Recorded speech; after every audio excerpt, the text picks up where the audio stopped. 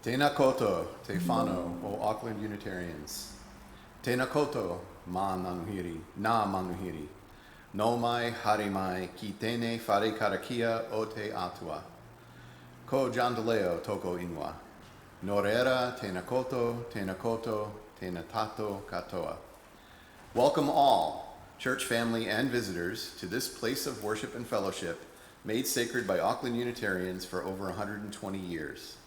Welcome also to those joining us remotely or watching the recording at a later time. My name is John DiLeo, and I'll be leading our service today. Today's welcome words are by David R. Chapman. To those of you who are visitors here for the first time, thank you again for being here with us. If you are lonely, here you will find a warm companionship. Here in this sanctuary of hope, you can find a new seat at the table of life and feast yourself on love and fellowship, and you will not hunger for the touch of a human hand or an embrace of your searching spirit. If you seek to understand, here you will be encouraged in your search. Wonderful pathways will be lit unto you, and wherever your journeys take you, you will know that you can always come home again to this place, made sacred by our love for you. This is a sanctuary of the soul. There are no boundaries in this cathedral of hope. I would also like to remind those here in person that all are invited to join us for a spot of tea or coffee immediately following our service. It is our sacrament of hospitality. Today, I'm reprising nearly in its entirety a service I led in September 2019. At that service, our guest speaker, Jean McElhaney, presented a talk titled, "How Can Awareness of Death Enrich Life?" We reached out to Jean to see if she might be willing to join us again today, but we were unable to get in touch. I know it was really short notice. I considered simply playing our recording of her talk from our website, but ended up going in a slightly different direction. I'll be playing a recorded TED Talk from 2016 on a similar topic. The opening words I've chosen today are by Clark Dewey Wells. Spirit of life and hope, we turn our minds and hearts again toward Thee. Awaken us again to the mysteries that humble us, the realities that orient us, the truths that judge and guide us, the beauty that informs and ravishes us, the love that nurtures us, the fellowship that sustains us, the creativity that heightens and deepens and reorders our living, that we may give ourselves in honesty and openness to the larger life before us.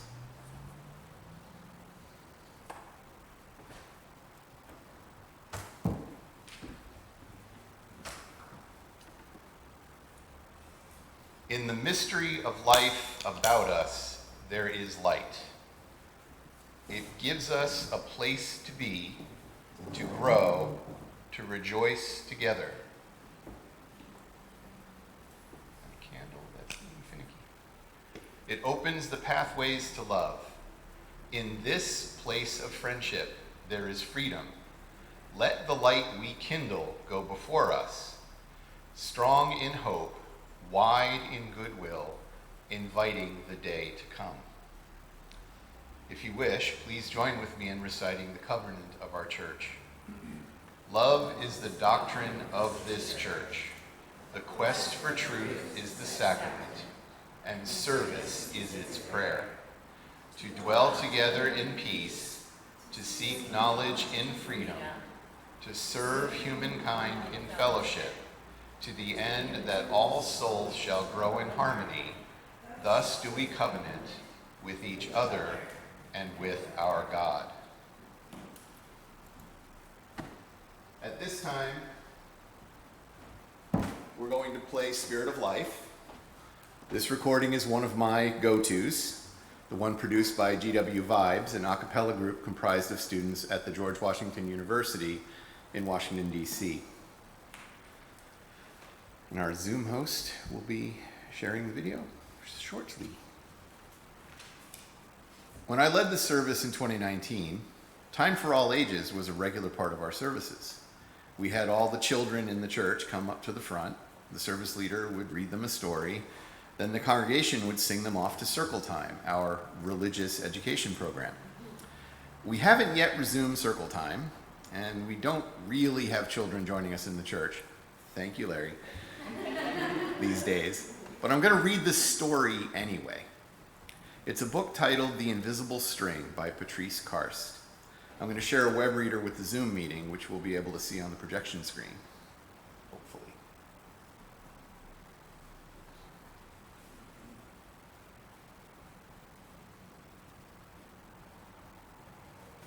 As I noted earlier, in place of a guest speaker or my own fumbling attempt at speaking on the topic of grief and dying, we'll be watching a recorded video of a TED Talk. Lucy Kalanithi, a physician in the US, presented her talk, What Makes Life Worth Living in the Face of Death, at TEDMed in 2016.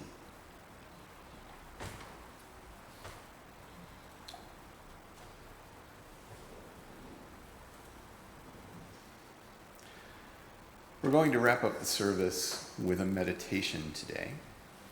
So I'm going to read a passage, and then we're going to keep silence for a bit while Frank plays us some lovely music, and then we'll proceed to close our service.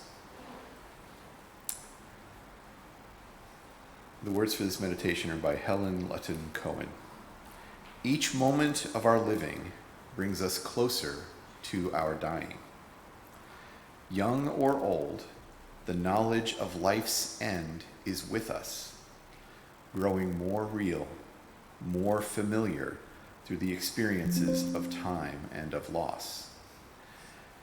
Yet, what is to keep us from frittering away what time is left to us, making it almost a matter of indifference that we have passed this way?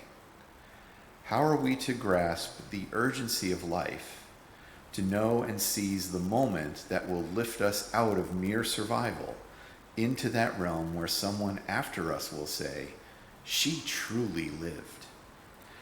Or is true living a day-by-day thing, the accumulation of many tiny acts that all together say, he lived? Either path will do, sudden or almost imperceptible. They will lead us beyond self-preoccupation and protection to the safe ground of understanding and acceptance. We will come to know within ourselves the satisfaction and peace of having lived with consciousness and purpose.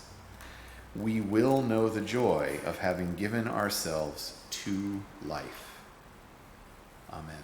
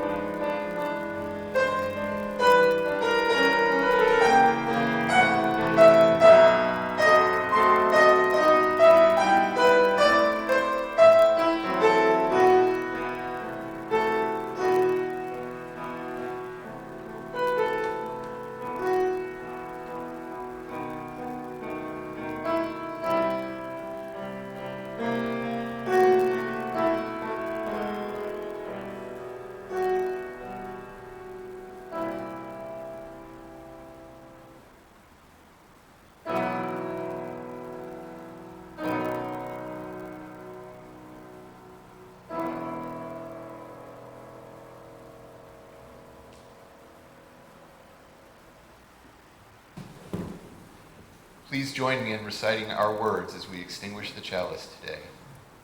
We extinguish this flame, but not the light of truth, the warmth of community, or the fire of commitment.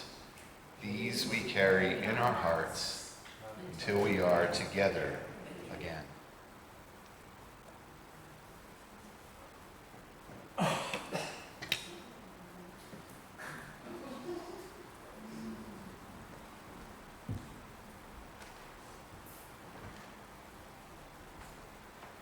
If you are who you were, and if the person next to you is who he or she was, if none of us has changed since the day we came in here, we have failed.